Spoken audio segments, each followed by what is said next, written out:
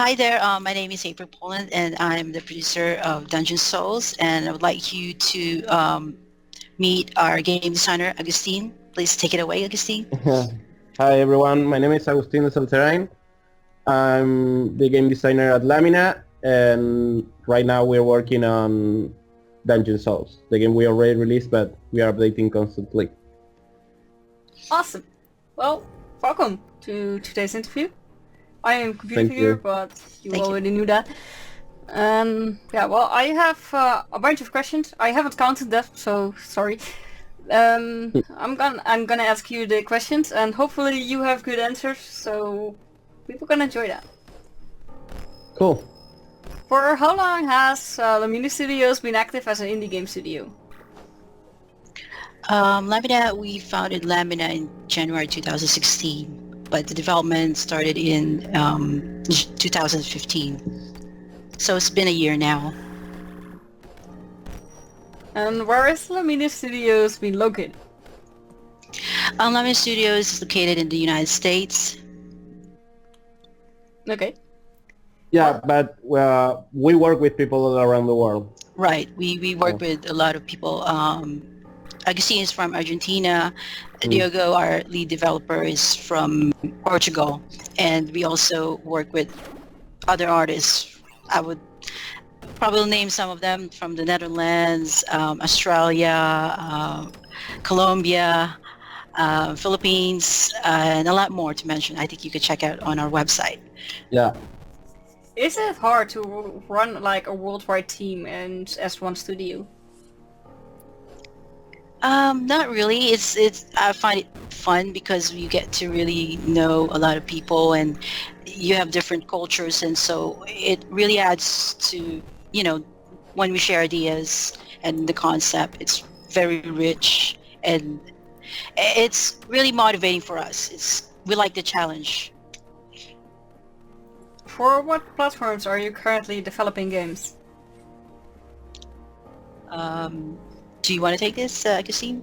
Yeah, we're mainly developing games for PC, but we're trying to export the game to any other console we can. Right now, Dungeon Souls is in the process of reaching the Xbox. So yeah, we're working a lot on that. We never set ourselves like we are only going to work for this platform. We mainly work on PC, but as many as we can reach, the better. Yeah. How many people are currently working for Lamina Studios? There's three of us: Agustin, Diogo, and myself, and the rest we're just working with them whenever we need, like, for example, graphics. We need more, and then music. So most of them are outsourced or they volunteer. Yeah. You are like owning the studio or something, for what I've heard. How do you do that? What do you mean, like? That you carry it. Oh, it started. I co-founded it with Diogo because when I started with Mike Studios before, and then we had a transition in terms of our development. So we have to really present ourselves like as a studio. So that's when we start founding Lamina Studios. But I started with Diogo, and then like a pixel artist also help us to continue development. And then we keep changing and changing until we found Agustin. Yay, you found him. Yeah. So, what were the sources of inspiration for making Dungeon Souls? Dungeon Souls is originally it's inspired by other RPGs, like the Nuclear Throne, Binding Isaac, Adventure, Overture by our publisher, and also the other elements were also inspired by Spelunky and Dark Souls. If you can really recall the Redeemer and the Boulder, so those were added, but also inspired by other games. Was did Dungeon Souls become what you planned it to be? Do you want to say something here, Agustin? Yeah, I think from it, like the game went through so much change during development, and even right now, when I started working for the game, we realized that there were a lot of change that needed to be done. The game is like in a constant update all the time. We're trying to make it better every time we can. So I think from what was planned to what is now to what is going to be, it's probably really different. But we're trying to make it the best game it can be, because I think Dungeon Souls has a really good potential for expanding as much as we want to do. And we are not planning on giving up on the game anytime soon. So I think it's going to be changing and getting better a lot more, and it's going to surpass whatever expectation we all had when it started. Yeah. So it's at this moment it's what you planned, but you're making it better all the time. Yeah, essentially. Did you use an engine for Dungeon Souls? Yeah, we are working on Game Maker. There was not like, it was a decision made by the person who started working on the game, and we just kept on working with that. It's a pretty cool engine. So yeah, it's pretty. It has its limitations, but it's really good to when you're working with a game designer. It's really important to work with an engine that is simple, so they can input and change things without having to like call the programmer every time they need to change something. You know, that's the thing when you work without an engine. So you chose this engine because one other guy started with it. Yeah, it was Yes. essentially that, because the game started with another developer, and then it changed in the midway. So if Lamina decided to start the game all over again with another engine and everything like that, it will be such a loss of resources and time and everything. And Game Maker is a pretty good engine, so there was actually no reason to change it.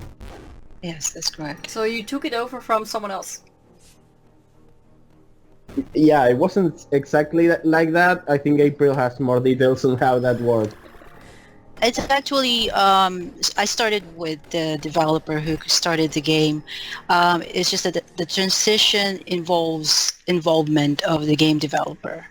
It needs updating, and the game almost halted. But when I found Diogo, who's now the lead developer at Lamina Studios, he was the one who's kind of like continue the game, because we have to really update the game, because people are really believing in the game, so we have to really continue. And that's something we should not do with a lot of indie games today, because there's really a potential for every game, I believe. Yeah, it's not like we took the game, we rescued it, because the guy who was developing the game was about to give it up on it, and he was really close to April, so he was like, okay, you can continue with the development. And we continued with it, and we got it released and everything. So it worked out pretty well. Well, at least it did, because the game is pretty fun to play. Sorry, what? Well, it's a good thing it did work out well, because the game is fun to play. Yeah, we made it work. We made it work. Yes, quite honestly, there's like 3 months of not having any update, but within that period, we were also trying to decide whether are we going to pursue it or not, because I'm not developing the game, but I'm like producing the game, so it's kind of hard to like decide where we're going. What do you mean by producing a game? When you're a producer, you basically like have to assemble the people who's going to be a game designer, or who's going to be developing the game. You're going to look for the composer. So almost everyone, you have to have everyone, because it requires a lot of assets, like graphics, the music, everything. So you're basically a team leader. Yeah, I would say, yeah. But producing is more of like, you have to really find those people that will really help you to create the game. So that's my role. Yeah. She also makes sure we are all working and while we're working and that we are focused on objectives and everything. She also has us like everyone communicating with each other so the game feels like a whole thing and everything. So yeah, she has us all working properly. Let's say that. Yeah, it comes down to me when it comes to like, okay, what's going to happen with the game, because you just don't want to leave the game there hanging. And so Yeah. when a developer is having some kind of like overload work, so you have to really decide whether you're going to get a new developer to assist, or well, the developer can really handle it by his own, So that's the thing that we have to work as a team. Yeah. So yeah. You really make it sound like you put these people in a room and you force them to work on it. No. It's anything like that. No, it doesn't work like that. It's a fun work setting. We're working remotely, but what we really look, it is the milestone that we have, like the goals that we have, and then of course we prioritize things that we need to prioritize, and the players has a lot of expectation too, but we love their feedback.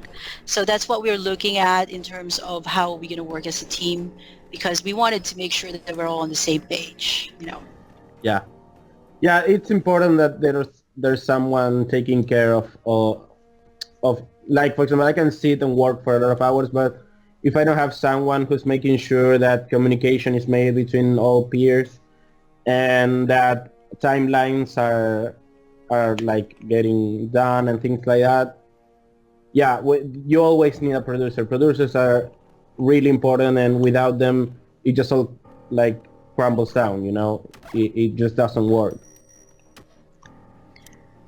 Yes, and I have to also, maintain the relationship with our publisher. Make sure that we're also meeting their marketing plan, and also with the clients, which the players will be the clients. So yeah, it's a lot of work. Clients.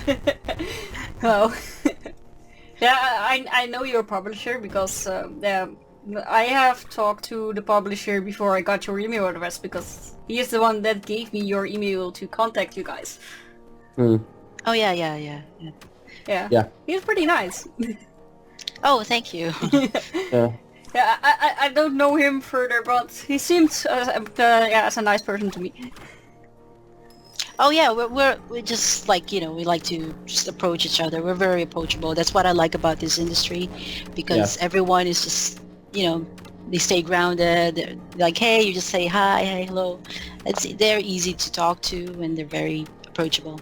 Yeah, I had interviewed another game from the same publisher, and I really had a lot of trouble finding an email address for that developer.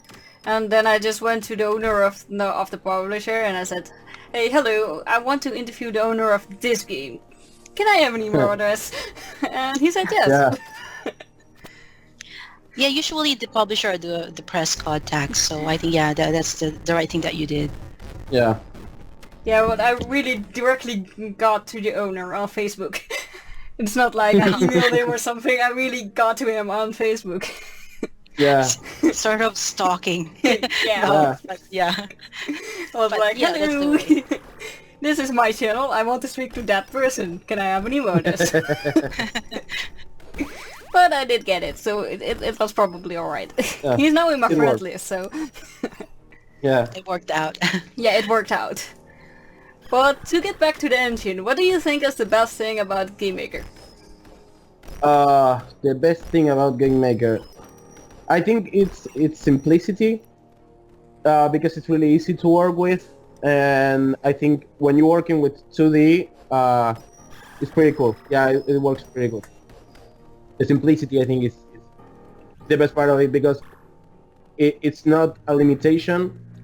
It's not that kind of simplicity. It's just that it's really simple to use and work with, so you can do really amazing things with it. Yeah, you have like a pixel art style, right? Why did you choose that? Yeah, April, you want to take this? Which one? Why did we use pixel art? Oh, okay. It was actually the developer, the creator. It was his forte, I would say. That was his strength. That's what he likes. He preferred. He likes doing pixel art, and so that's why he started the game with pixel artwork. Yeah. And I don't think he's ever gonna be planning to do HD or anything or vector, but yeah, with pixel. I think if you make a game like this in HD, it can become pretty famous because it would really be awesome. Yeah, it depends on, because there's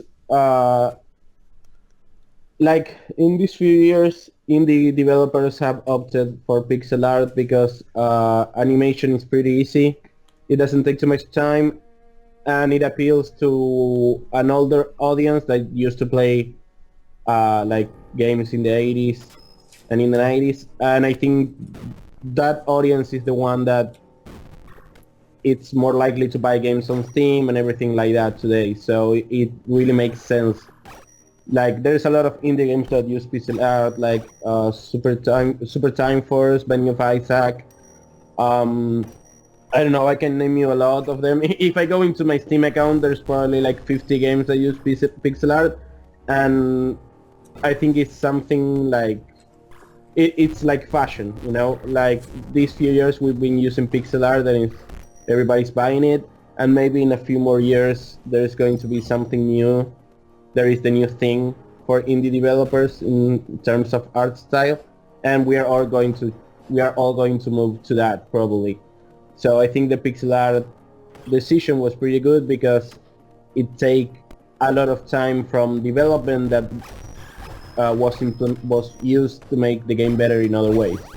I think that's the really good thing about pixel art. It doesn't take too much time, it looks pretty good, it appeals to a lot of people, and you can spend time on making the game more fun. It doesn't take so much time. I have made a Pikachu in pixel art, and I was like, okay, I'm never gonna do this again.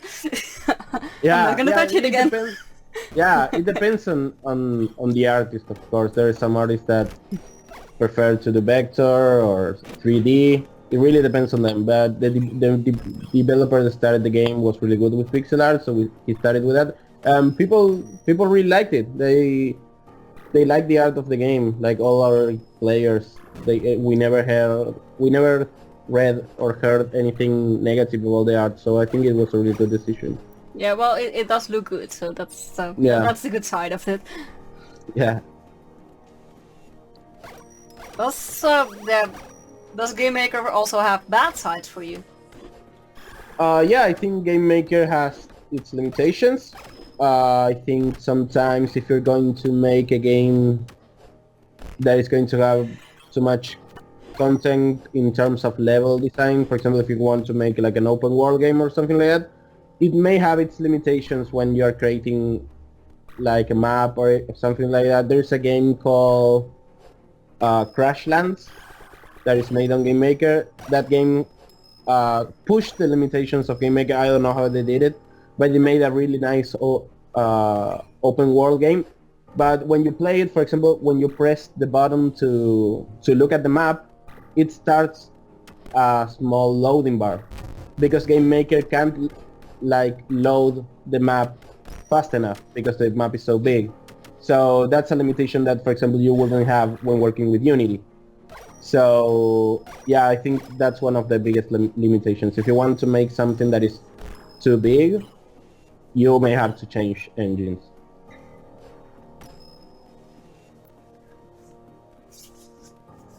What is the overall goal for the current product? What do you want to reach with it?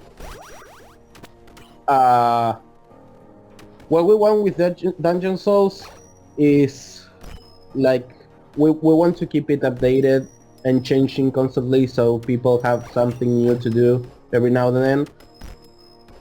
Like the goal will be so people keep playing Dungeon Souls because there's always new content and new updates and things like that. Of course, there's going to be maybe a moment when we don't do that anymore, but we would like to do that as much as for as long as we can, because I think it has a lot of potential for expansion. So you would like consider a DLC or something? Yeah, we have a lot of plans on that. Right now we're about to launch an update for the UI and UX that it will let the players navigate a lot more easier between menus and levels and inside the game and everything, because we want the experience to be more pleasant, you know? And after we make that update, we're going to fix a lot of other things, and then we're going to start adding more content. So yeah, we're planning on adding a lot of more content, probably with DLCs. Nice.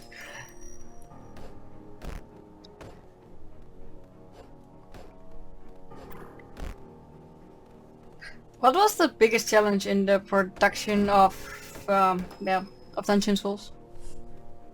April, you want to take this?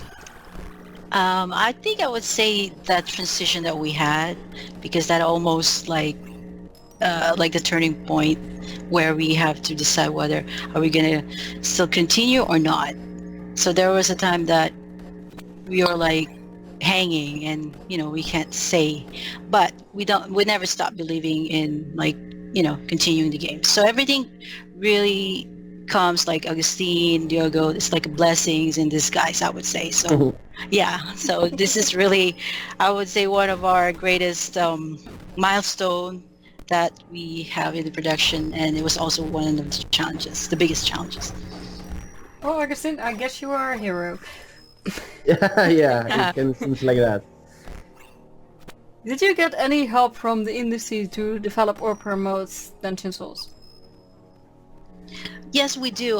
We have our publisher, Blackshell Media, and so they help us a lot. They also help us. They have a lot of press contacts, and they have also YouTube and Twitch streamers contacts. So yes, we work side by side, and also we also reach out to our audience on Steam and in other online stores like on GOG, Humble Bundle, and other website.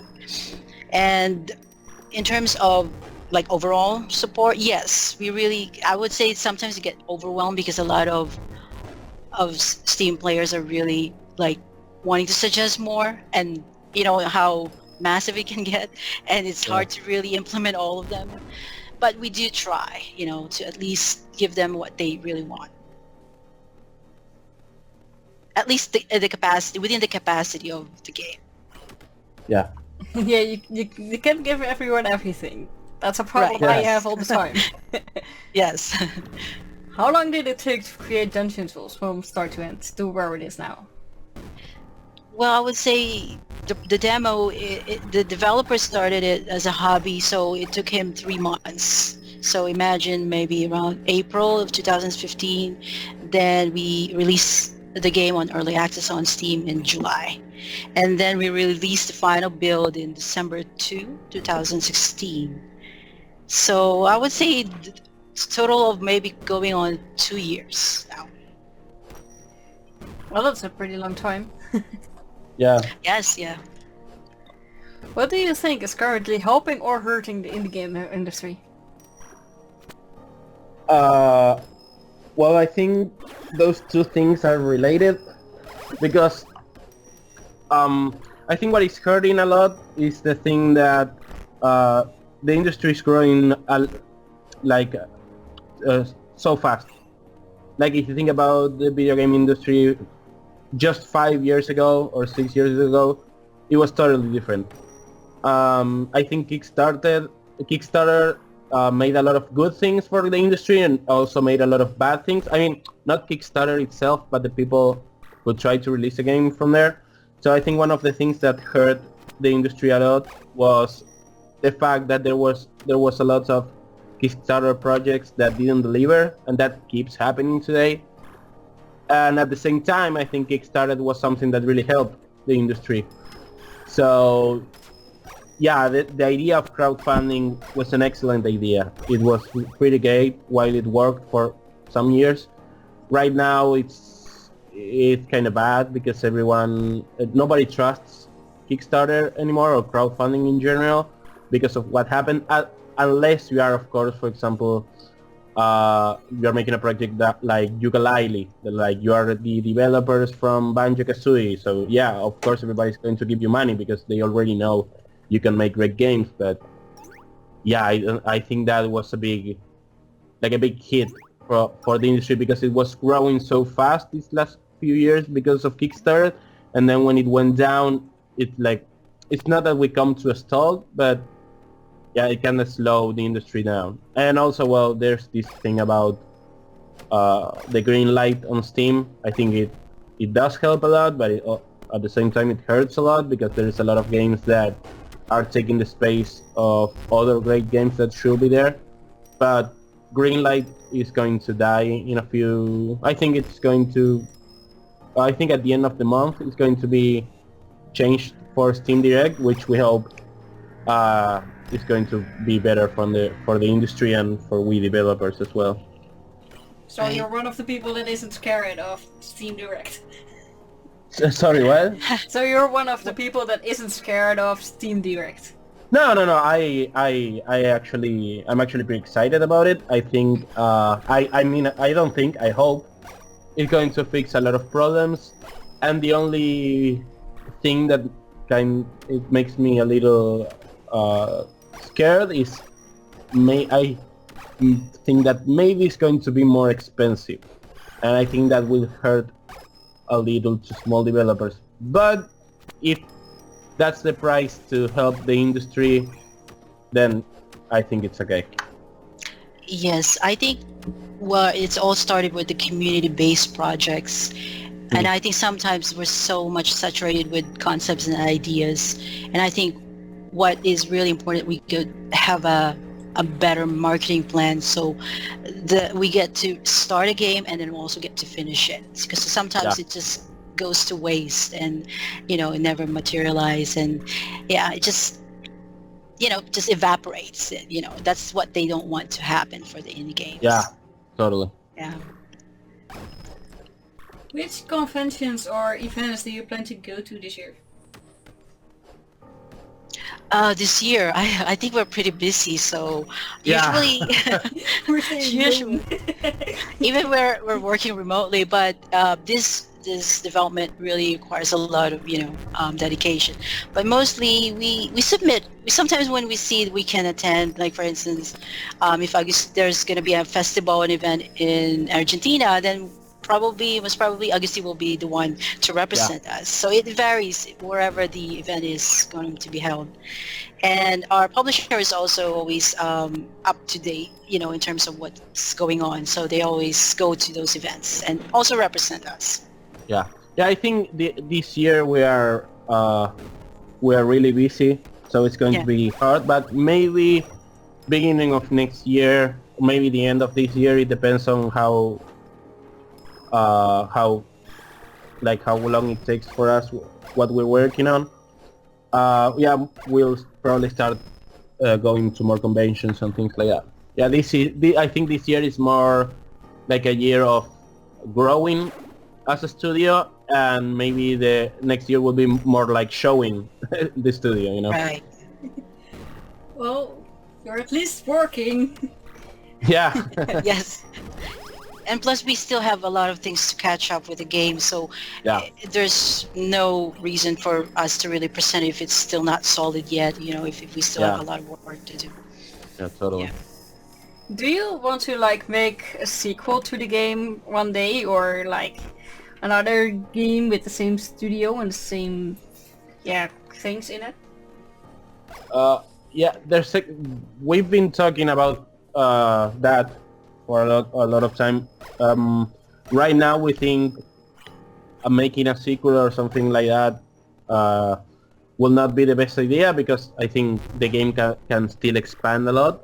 But if it comes to a place where we think that the game can't expand anymore, or that the things we want to make it, the things we want to make for it so it can expand can't be done because of, I don't know, how the game is made, or because of we've reached some limitations, then we could think about making a sequel or something like that, then yeah, I think it could work pretty well. Awesome. That were all the studio and game questions, so now we go to the personal part, and that's where I just ask you things about what you like about gaming and all. That's mostly outside of the studio, it's just personal things. Okay. So, what do you guys personally think of each platform? You wanna go first, April? Okay. Well, I'm an old school game player, because I used to play when I was 7. So usually play with. I have no problem with console, because the family computer and all that.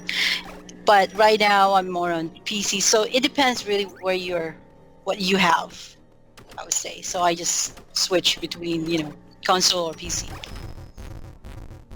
So both are cool.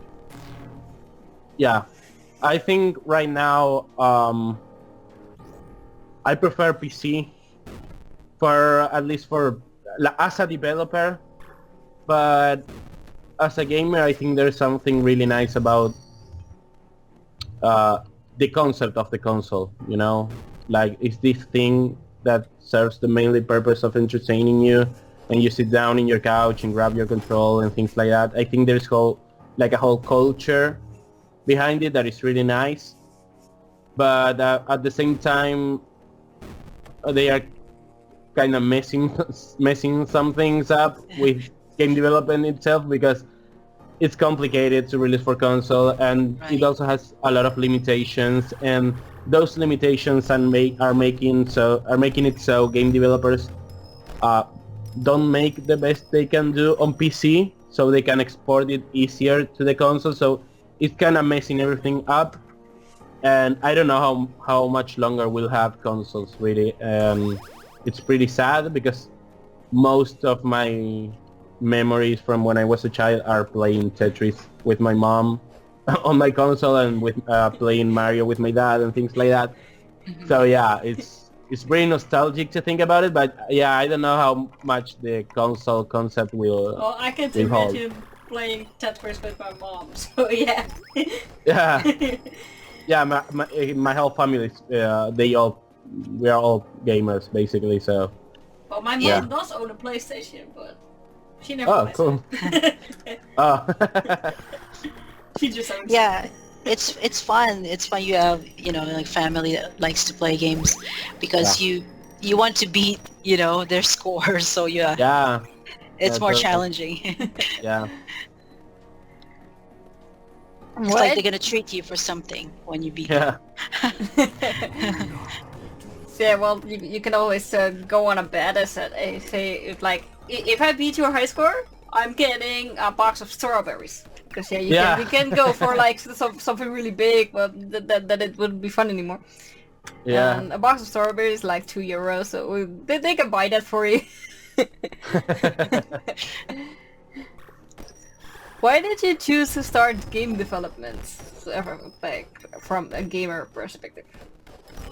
Oh wow, that's a big question. For me it was like a process. It's not like since I was 5 I knew. No, it's nothing like that. For me it was when I started college. I started studying English translation, and then when I was in class we were talking about how our work was going to be, how our jobs were going to be, and I imagined myself on a desk translating things all day, and I didn't see myself doing that, and I was like, I don't want to translate what other people write. I want to write myself.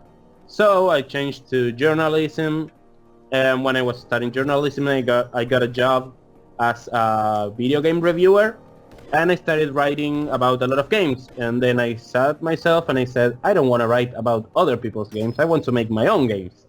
And then I started studying game development, and I think there was a big click for me when I played Binding of Isaac, because that was the first game that made me think like, okay, there's like a whole big thought process behind this. This is not something that just someone else that someone else did like not on purpose. You know, this was something big. This is something amazing. And when I was playing that game, I made my purpose to do something that I was as big as that and as cool as that and as well thought as that, and that's when I decided I wanted to make games. So it was a whole process for me that started with English translation that has nothing to do with game development, but yeah, it worked out for me. Well, English translation to game dev sounds really logic. I Yeah. would totally do that. Yeah, yeah. I didn't even know there was like education for that.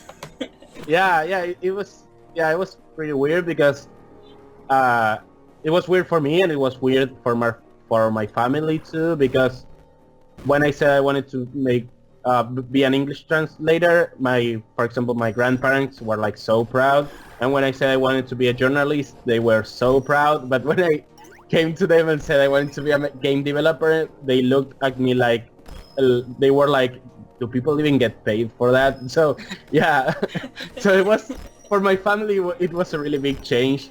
I'm really grateful with my parents because they always support me, and when I said that I wanted to change career for the second time, they didn't even hesitate or anything. They support me all the way, and they keep on doing it today. So yeah, I was pretty lucky with that, because I have a lot of friends that, for example, they've been studying for 2 or 3 years, a career that they actually don't like, and they don't dare to change because they think their parents won't approve or something like that. So yeah, I'm really grateful with everything that has happened to me regarding that. Why wouldn't someone go with the dream he has only because his parents won't approve? I mean, I guess they are adults, right? Yeah, they are adults, but yeah, that's a thing that really differs South America from maybe other parts of the world. Some families here are pretty antiquated for some things. You know, like I have friends that are like 24, 26 years old, and they not only they still live with their parents, but they also are treated in their house like they are still 12, and they let that happen. You know what I mean? Like, yeah, it's pretty weird. Like, yeah, I'm not gonna go. I don't want to go too deep into how the culture works here in South America, but yeah, it's pretty different from what you imagine. Yeah, I've known people from the Netherlands, so yeah, they are pretty like they look impact when they come here and they see how everything works. So yeah, it's pretty different. That's why you can't imagine why will that work. Yeah, well, I live in the Netherlands, so yay. Yeah, yeah, of course. There's a lot of people here who would love to live there. Believe me. Why? Why would you want to live here?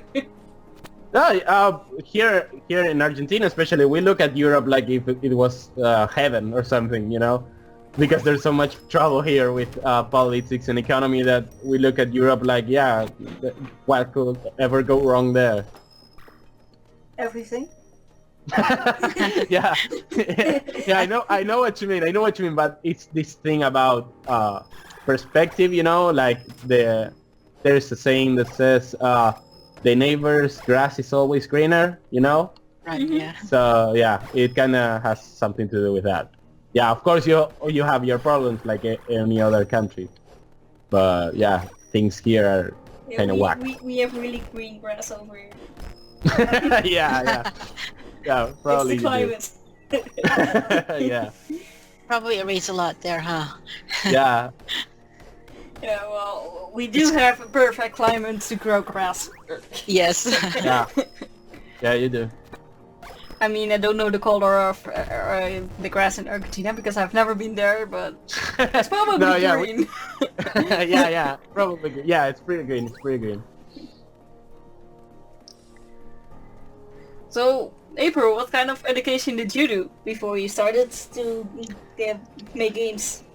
Actually, I would say it's by accident, or also by like, you know, some more like a nostalgia, because I was doing a job before I've met the creator of Dungeon Souls, but since we know each other like personally, so he was in the same school where I graduated, and I was taking computer science in the school where he graduated, and I was in the IT and computing field.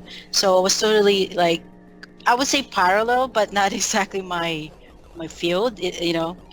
So when he approached me, he was like, "I'm into gaming." So I was like, "Okay, we're too different." But I love anime. I love I like cartoons and all those stuff. Even when I used to play also when I was in grade school. So it's also nostalgia that I kind of like reminisce and go back to my childhood and say, yeah, let's do this. So I hop in and we started it. So I just give it a try, and then I didn't realize that we will, come this far. So you came from computer science and you dropped into gaming. Yes, yeah. Oh, if Quite it works, it honestly, works. yeah, quite honestly, like what Agustin was saying, sometimes you just, take time, you find what you really like to do, but sometimes you didn't really realize that was really going to be the, like you're going to be married to that, Yeah. dream that you have. Because I've known other indie developers also that are reaching out to us. Some of them are really are into different field, like nursing. I mean, you never realize Yeah. a nursing student will develop a game, or someone who is a chef. I mean, someone from GameList, are one of our partners. He started, I think, as a chef, or he's working in France, but then he ended up in the gaming industry. So you never know, you know. Yeah. I have spoken to someone that was a psychologist and went into gaming. But yeah, Yes, exactly. that's exactly why I asked the question, because almost no one that I speak to did education to become a game developer. Most are like, well, even a plumber can become a game dev.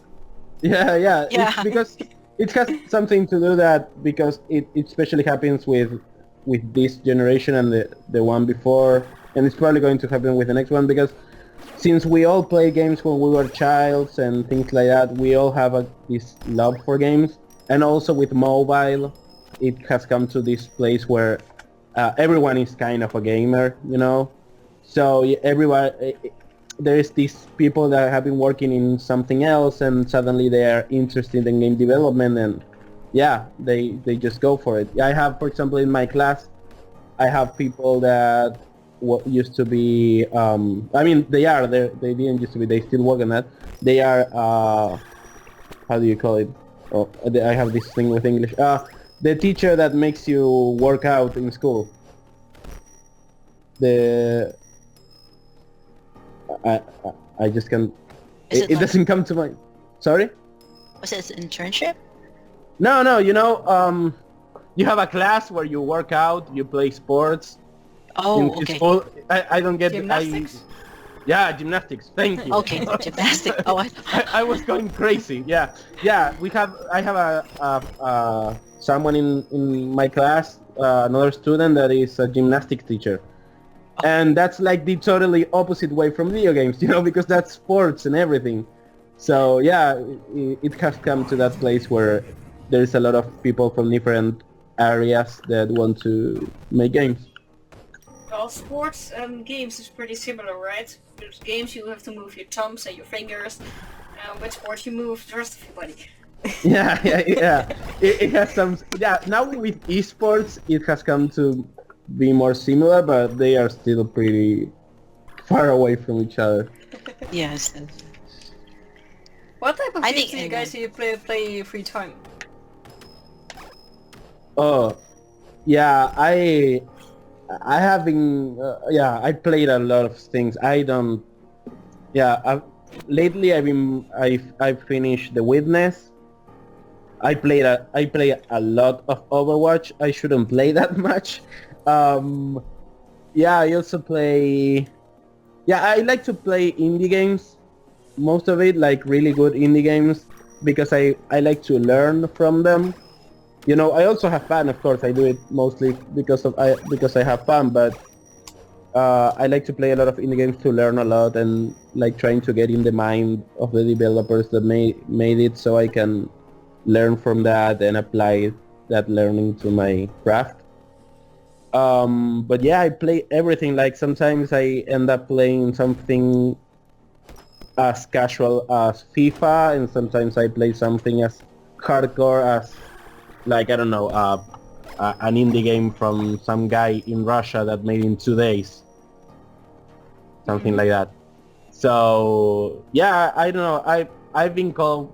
My friends sometimes say that like I play anything, like I can be playing something like that is really a AAA game like Call of Duty, and maybe some indie games that nobody knows. Sometimes I just go into itch.io and play some games that were made for a jam, like they were made in 48 hours and things like that. So yeah, I don't know. I just like to play everything because I think every time I play a new game I learn something, and that's really important.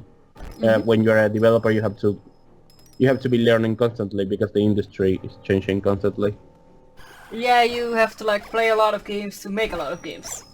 Yeah, exactly, and that's a really funny thing to say, because sometimes developers stop playing at all because they don't have time for it, and it's been happening to me since I started working on Lamina, because I used to play a lot more, of course, but now that I've been developing for Lamina, with all the work and everything, I realized that I had to keep on playing at least a few hours a week to keep on like updating myself and learning a lot, because yeah, you can't be a developer and not play games. That just can't happen, Yeah, you have to play games to see what's out there, what your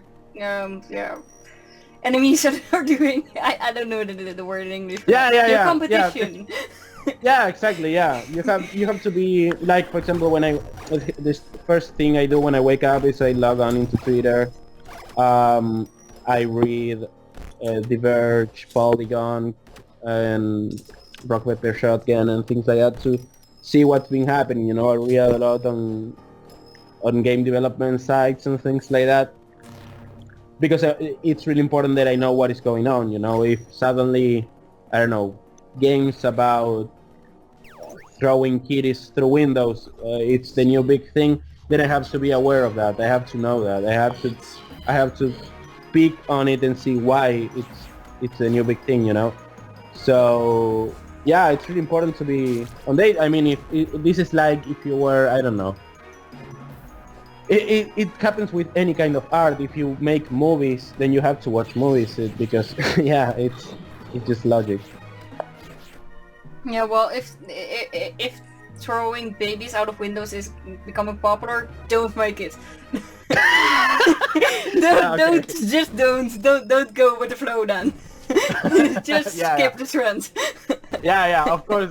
Sometimes you have to look at what is going on and see if really that is the way to go, because sometimes just because it happens a lot of new development. Some people try to do things similar to what is being popular right now, and because of the developers are other and the essence is different, they end up making something that is not as good, or it doesn't go as well, or that people didn't actually want.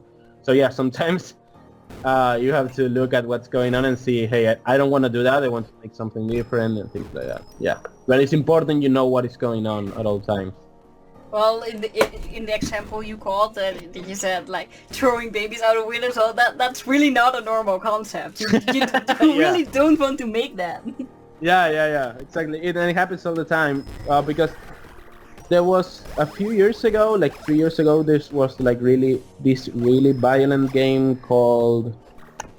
I can't remember the name, but I remember there was a big fuss about it because it was really violent. And the developers were only making the game violent because they thought that will sell the game pretty well. You mean that one game that was made in Poland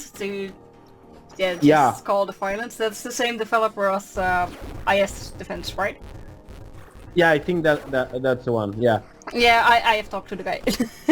Oh yeah, I didn't. Oh wait. I have interviewed him.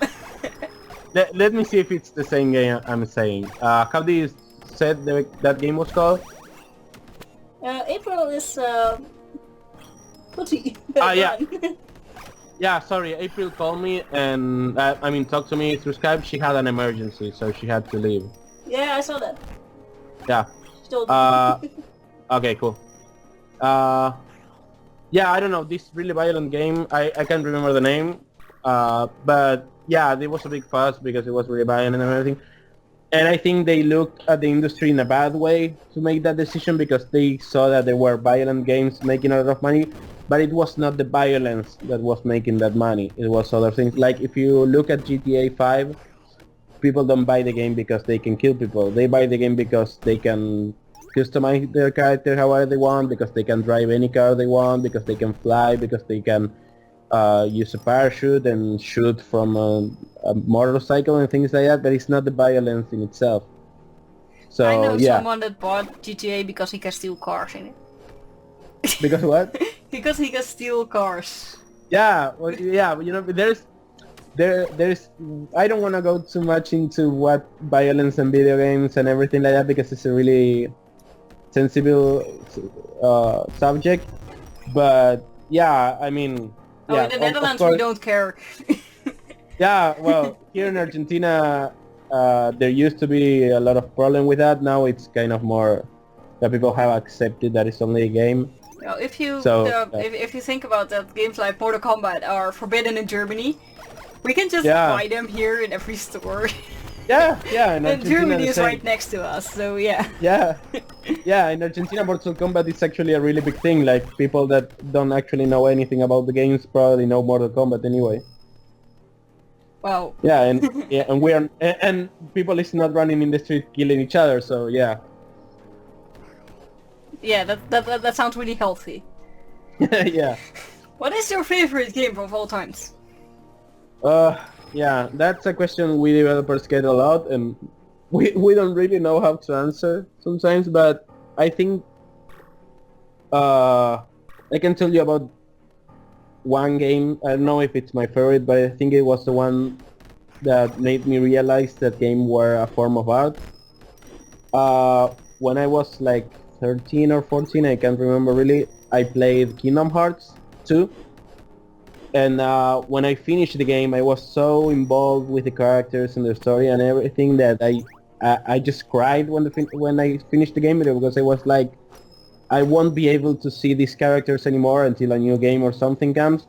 So I was like missing them when the game finished. You know, I really felt something. I really made a connection with the characters in the game.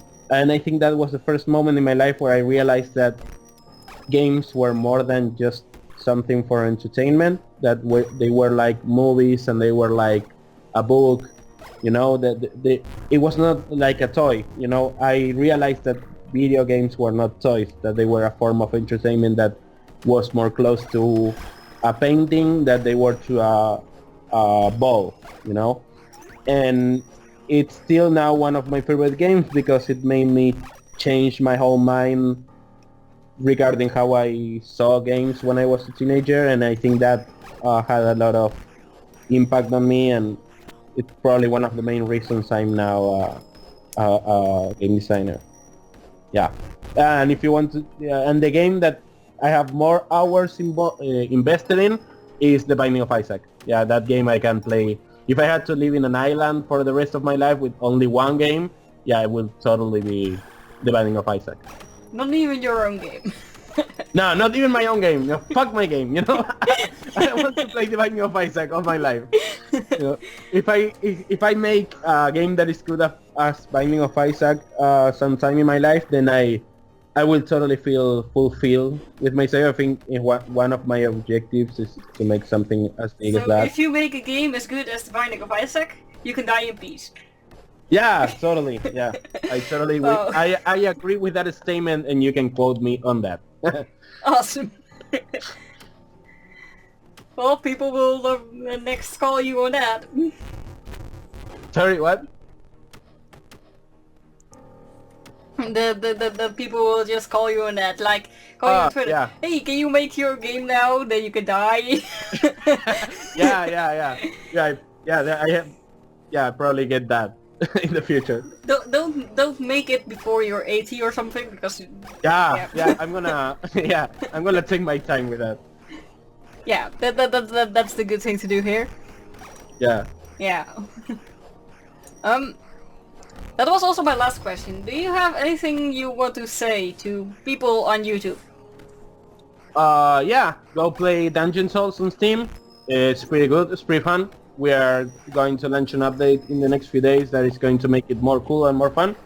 And if you want to join Lamina Studios on Discord, you can go to our website, laminastudios.com, and you can join the Discord there and talk to us and ask whatever you want from the game, or yeah, if you want to know about new projects that we might have, you can follow us on Twitter and at Lamina Studios. And yeah, I think that's everything, and thank you a lot for your time. All those links will be in the description below. Oh, cool. Yeah, perfect. Yeah. Thank you a lot for your time, and I don't know, I had a lot of fun with the questions and everything. No problem. I have been doing this for a while now, and it's doing an interview takes more time, but it's way more fun than doing a let's play. Yeah, because you talk to someone and you learn things and exchange ideas and everything. I can ask like weird questions. I know someone that does interviews, and he asked every developer if he likes bacon. Yeah, there's actually a show that I really like a lot that is called The Hot Ones on YouTube, that they invite celebrities and they eat spicy wings with them, and they go from really mild wings to really spicy, and yeah, they ask also weird questions and everything, and yeah, it's pretty fun. Well, I'm not gonna ask you if you like bacon, so don't be scared of that. Okay, cool. Because I don't like it myself. I'm really weird. It's okay. So that was all the questions. I want to thank you for your time, because the time that I took now, that was time you could have been designing stuff, and now you can. Nah, it's okay. It was a pleasure. Don't worry. That's one goes less in Dungeon Souls. Yeah. Or two. Yeah, people are going to blame to you if something goes wrong. Like, yeah, you took some hours from the development. Yeah, that's one goes less in the game. Yeah. Yeah, it's my fault. ComputerFiguur did it. Yeah, that was it then. So that was awesome. Yeah, it was awesome. Thank you a lot.